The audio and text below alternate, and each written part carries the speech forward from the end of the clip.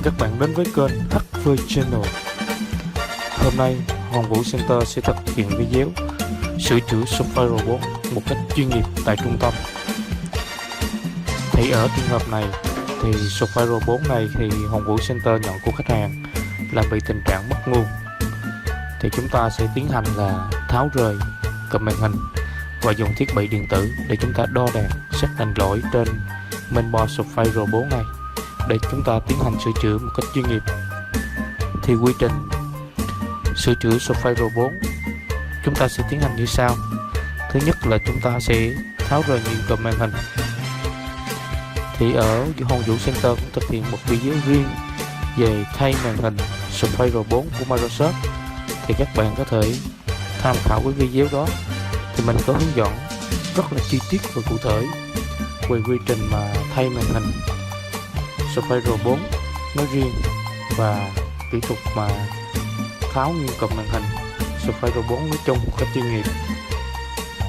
Thì ở phần thay màn hình thì Hoàng Vũ Center sẽ giới thiệu sơ qua theo phương pháp thôi. Là chúng ta tháo rời cụm màn hình thì chúng ta còn 3 món đồ. Thứ nhất là benzene, thứ hai là máy hấp nhiệt hoặc là máy khò, thứ ba là cái card physics.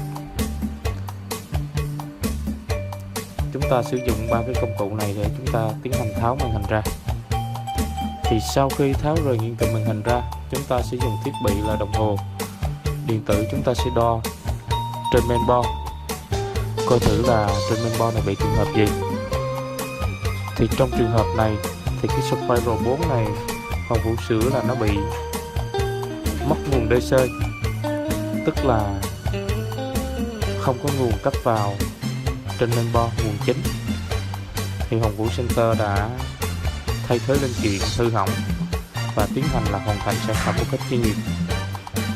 Thì mình xin phân tích ra luôn là một số những chiếc software robot bị mất nguồn hiện tại thì mình thường gặp là có những lỗi như sau. Thứ nhất là mất nguồn DC cấp vào, thứ hai là bị chạm nguồn, chạm tụ, thứ ba là hiện tượng là chết IC, vân vân. Thông thường thì mình những sửa chữa nhân văn như vậy. Theo mình đánh giá thì software của Microsoft sản phẩm rất chất lượng và rất ít hư. Đa số những trường hợp hư này là nguyên nhân cơ bản là theo mình thì là do lỗi sản xuất. Thì Hoàng Vũ Center chúc các bạn xem video và có cách nhìn tổng quan về chiếc software robot của các bạn đang sử dụng. Trong trường hợp nó bị hư hỏng thì các bạn có thể hiểu được sơ đồ phối, có thể bảo trì hoặc là có thể hiểu được kiến thức cơ bản về nó để chúng ta chọn trung tâm bảo hành bảo trì đúng chỗ, đúng thầy, đúng bệnh. Hoàng Vũ Center chúc các bạn xem video vui.